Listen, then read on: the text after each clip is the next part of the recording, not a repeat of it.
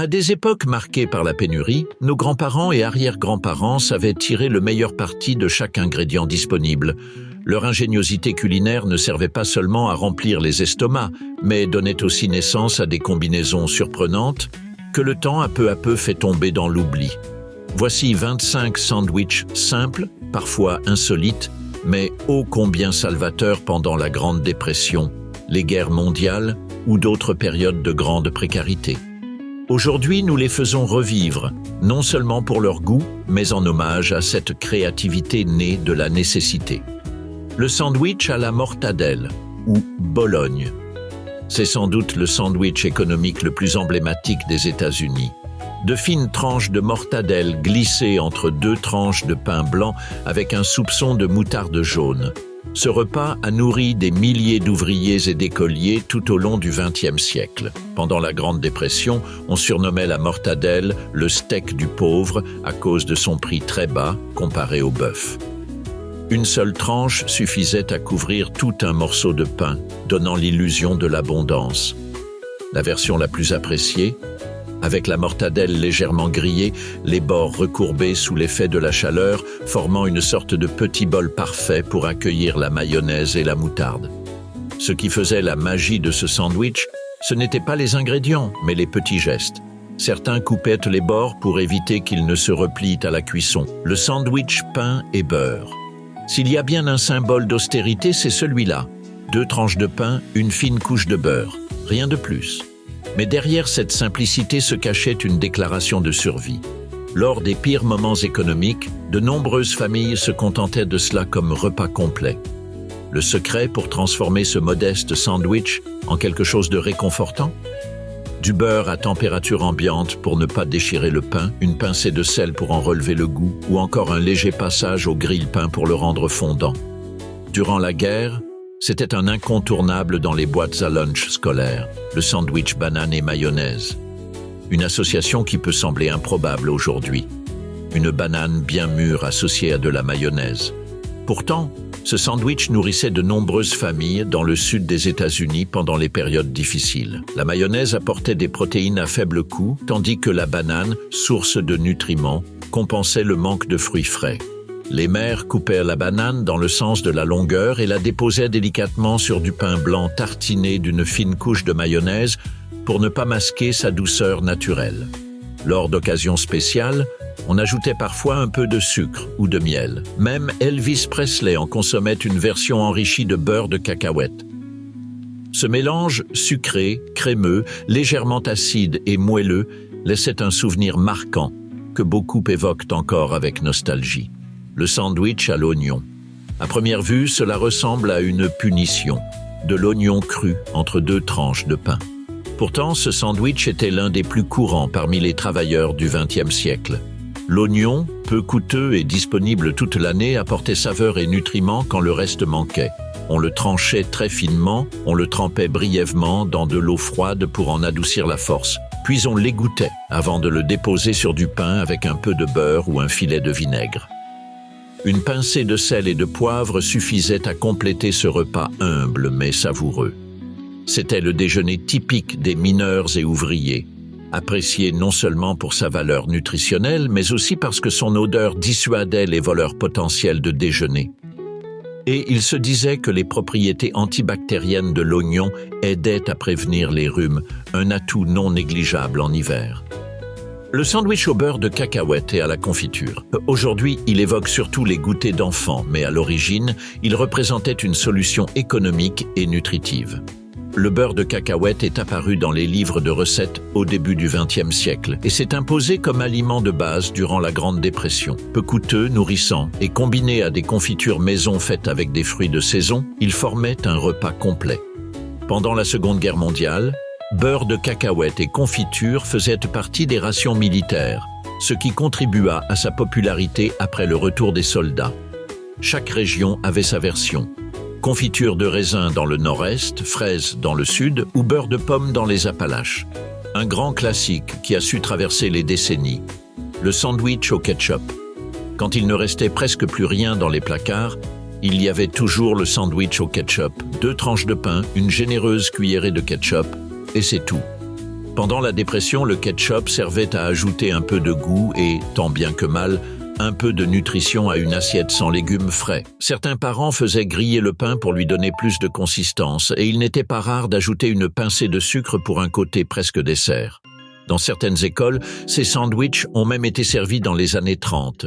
Beaucoup d'enfants qui les ont connus durant leur jeunesse ont continué à les manger à l'âge adulte, comme un clin d'œil à une époque difficile, mais surmontée. Le sandwich à la graisse de porc. Sans doute le plus modeste de tous, ce sandwich se résumait à une chose: tartiner du pain avec de la graisse de porc fondue. Dans les régions rurales des Appalaches et autres zones pauvres, cette combinaison était une source rapide et dense d'énergie. Parfois, on y ajoutait du sel pour le côté salé ou du sucre pour un petit déjeuner sucré. Les familles qui fabriquaient leur propre graisse la préféraient à celle du commerce, au goût plus authentique. Lors d'occasions spéciales, on pouvait y étaler une fine couche de mélasse pour le rendre plus savoureux. Ce n'était pas un plat équilibré, mais c'était hautement calorique, parfait pour ceux qui travaillaient de longues journées dans les champs ou sur les chantiers. Plus qu'un repas, c'était un outil de survie, le sandwich au concombre. Aujourd'hui, on l'associe au thé anglais raffiné, mais à l'origine, il était bien plus humble. Pendant les mois chauds, les concombres du jardin étaient une solution fraîche et bon marché quand la viande était inabordable. Tranchés très finement, déposés sur du pain avec un peu de beurre et de sel, ils offraient hydratation et légèreté aux travailleurs agricoles exposés au soleil. Certains rehaussaient le goût avec un peu d'aneth ou de vinaigre, quand il y en avait. Contrairement aux autres sandwichs plus riches, celui-ci offrait une fraîcheur précieuse durant les étés caniculaires, peu calorique mais synonyme de répit, une preuve que même dans la disette, on cherchait à créer des plaisirs simples du quotidien. Le sandwich à la tomate. Pendant la saison des récoltes, ce sandwich célébrait la générosité du potager au cœur d'un régime souvent frugal. Des tomates fraîches, encore chaudes du soleil, coupées en rondelles épaisses, simplement déposées sur du pain avec un peu de sel et de poivre. Voilà toute sa magie. Dans le sud des États-Unis, on y ajoutait de la mayonnaise. Dans le Midwest, du beurre. Le jus de tomate imbibait le pain, créant une bouchée à la fois juteuse et savoureuse, mais un peu salissante. En été, beaucoup en mangeaient chaque jour, jusqu'à la fin de la saison. Préparer ce sandwich était un petit rituel, la preuve que même le peu pouvait devenir une fête. Le sandwich au beurre de cacahuètes et cornichons. Une combinaison inattendue, beurre de cacahuètes et cornichons en saumure. Mais en temps de pénurie, c'était une manière efficace d'optimiser les ingrédients disponibles. L'acidité du cornichon contrastait parfaitement avec la richesse du beurre de cacahuète, créant un équilibre surprenant. On utilisait souvent des cornichons à l'aneth, mais certaines familles optaient pour des versions sucrées, conservées à la maison. Le mélange de textures, crémeux et croquant, rompait la monotonie des repas. Ce sandwich resta populaire dans les campagnes jusque dans les années 50. Pour beaucoup d'enfants d'alors, son goût évoque un retour à l'enfance, à une époque où l'ingéniosité valait autant que les ingrédients. Le sandwich à la salade de thon. Avec l'arrivée du thon en conserve au début du XXe siècle, la cuisine économique a changé de visage. Mélangé à de la mayonnaise et, avec un peu de chance, à du céleri ou de l'oignon haché, une simple boîte de thon suffisait à nourrir plusieurs personnes. Durant la Seconde Guerre mondiale, le thon devenait une alternative patriotique à la viande, alors soumise au rationnement. Les épouses de marins et de soldats l'adoptaient dans leurs recettes, ajoutant parfois de l'œuf dur ou des pickles pour en augmenter le volume. Lors des rassemblements communautaires ou d'églises, c'était un favori, nourrissant, bon marché et capable de régaler beaucoup de monde. Il incarne la force solidaire des communautés, s'entraider, partager les astuces, pour que personne ne manque de rien. Le sandwich au spam frites. Le spam, une sorte de jambon en boîte, est apparu en 1937 et s'est vite imposé comme un aliment de survie pendant la Dépression et la Seconde Guerre mondiale. Découpé en tranches fines, puis frit jusqu'à ce que les bords deviennent croustillants, il se servait entre deux tranches de pain. Les soldats américains en consommaient des tonnes et à leur retour, ils ont continué à en manger par habitude ou nostalgie, On l'accompagnait souvent de mayonnaise ou de moutarde. À Hawaï, où le spam était omniprésent pendant l'occupation militaire, des variantes locales sont encore consommées aujourd'hui. Ce sandwich, au départ simple nécessité, est devenu un symbole culturel.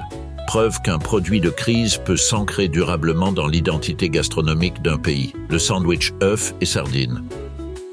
Quand les protéines se faisaient rares mais essentielles, le sandwich aux sardines et œufs durs était une solution nutritive à base de quelques ingrédients simples. On écrasait des sardines en conserve qu'on mélangeait avec de l'œuf dur haché et un filet de vinaigre. Le résultat ?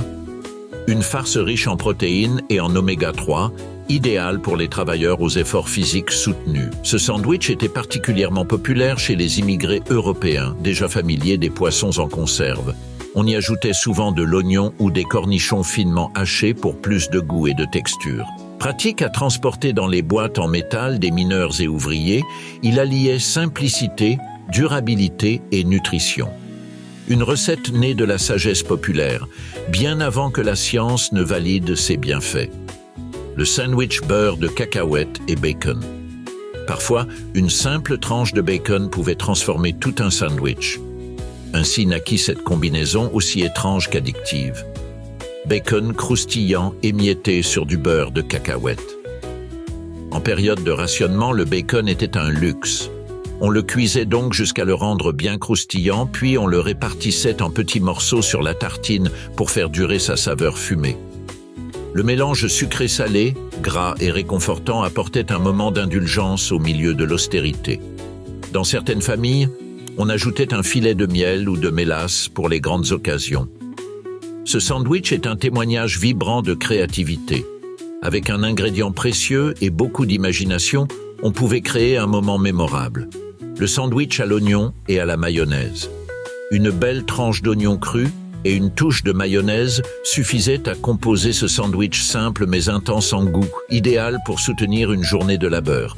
On coupait l'oignon en fines lamelles, qu'on laissait tremper quelques minutes dans l'eau pour adoucir leur piquant, avant de les placer entre deux tranches de pain tartiné de mayonnaise. Un peu de poivre noir ou de paprika, si l'on en avait, venait relever le tout. Ce sandwich était fréquent dans les usines du Sud et du Midwest des États-Unis, où l'on avait besoin de repas bon marché, nourrissants et faciles à préparer. C'était une nourriture fonctionnelle, sans prétention. Un reflet de la mentalité ouvrière. Bien manger, ce n'est pas forcément manger cher. Le sandwich au pain trempé dans du lait. L'un des sandwichs les plus simples, mais aussi les plus touchants. Il consistait à tremper du pain dans du lait sucré, à l'égoutter doucement, puis à presser deux tranches l'une contre l'autre. Ce sandwich sucré était souvent offert aux enfants comme dessert improvisé pendant la Grande Dépression. Quand c'était possible, on y ajoutait un peu de cannelle pour imiter un gâteau ou une douceur maison. Dans les souvenirs de l'époque, ce sandwich revient souvent comme un moment de tendresse. Des parents qui, avec presque rien, parvenaient à réconforter leurs enfants avec une bouchée simple mais pleine d'amour. Plus qu'un plat, le sandwich au pain et lait était un symbole d'affection familiale dans une époque de privation absolue. Le sandwich à la salade de poulet. Quand une famille achetait un poulet entier, rien n'était gaspillé. Après l'avoir rôti le dimanche et utilisé les os pour la soupe du lundi, on transformait les derniers morceaux en salade de poulet pour le mardi. On hachait finement les restes de viande qu'on mélangeait avec de la mayonnaise. Pour étirer la préparation, on ajoutait souvent du céleri, de l'œuf dur ou de la pomme, selon ce qu'on avait. Cette salade était étalée entre deux tranches de pain, souvent sans croûte et coupée en triangles, ce qui en faisait même un choix élégant pour les réunions d'église ou les fêtes communautaires. Ce sandwich illustre un profond respect de la nourriture. Rien ne se perdait, et grâce à l'ingéniosité, même les restes devenaient un repas nourrissant et savoureux. Le sandwich au faux poulet, mock chicken. Quand le vrai poulet était hors de portée, les cuisines débrouillardes inventaient une alternative étonnante, le sandwich au faux poulet. Il était préparé à base de charcuterie bon marché, souvent de la mortadelle, écrasée et mélangée à des crackers émiettés, de la mayonnaise et des épices comme le sel de céleri, la sauge et parfois du colorant jaune pour imiter la teinte du poulet. Très courant dans les cantines scolaires et les usines durant le rationnement, il avait un goût étonnamment proche du vrai et coûtait peu à produire. Dans certaines versions plus modernes, on remplaçait même la viande par des haricots cuits, une option végétarienne avant l'heure. Ce sandwich est un hommage à la créativité culinaire, une preuve qu'en temps de disette, l'imagination pouvait faire croire qu'on mangeait quelque chose d'exceptionnel. Le sandwich jambon-fromage. Aujourd'hui banal, ce classique est né d'une logique bien précise. Rationner au mieux 2 ingrédients précieux. Pendant la Grande Dépression, les mères coupaient le jambon en tranches très fines et utilisaient une seule tranche de fromage fondu pour composer plusieurs sandwichs. Quand c'était possible, on ajoutait une feuille de laitue ou une cuillerée de mayonnaise pour étoffer le tout. Parfois, au lieu de tranches, on utilisait les croûtes de fromage fondu pour faire une pâte à tartiner, beaucoup plus économique. Ce sandwich n'était pas un luxe. C'était un calcul nutritionnel précis, une formule de survie à base de protéines, pensée pour nourrir toute une famille sans rien gaspiller. Le sandwich au foie de volaille. Quand on utilisait absolument tout dans un poulet, le foie devenait la vedette d'un sandwich puissant et hautement nutritif.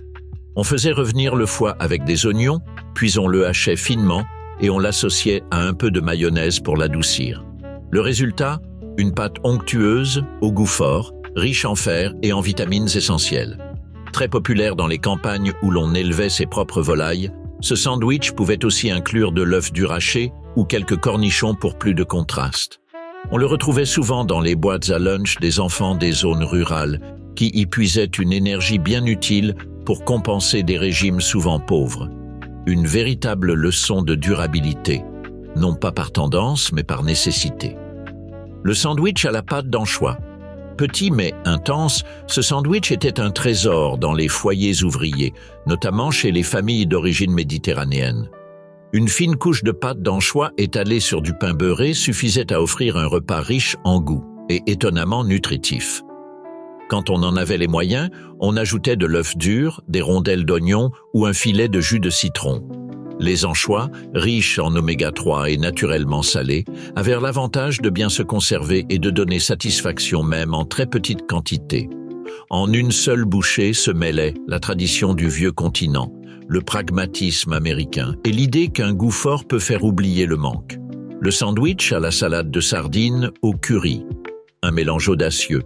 Le curry exotique et les sardines en boîte, très populaires dans l'Amérique des années 1950.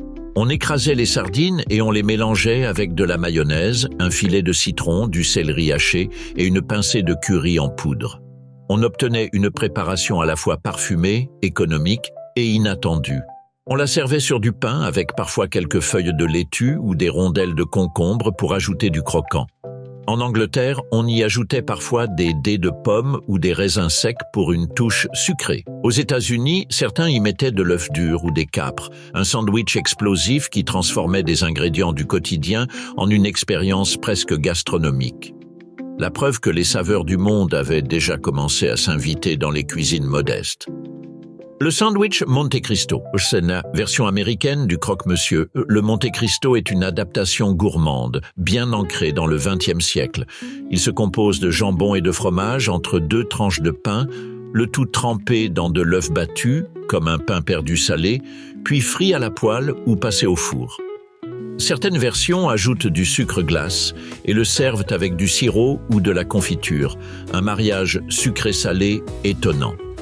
Sa popularité explosa dans les années 50, notamment grâce au restaurant Blue Bayou de Disneyland qui en fit son plat phare.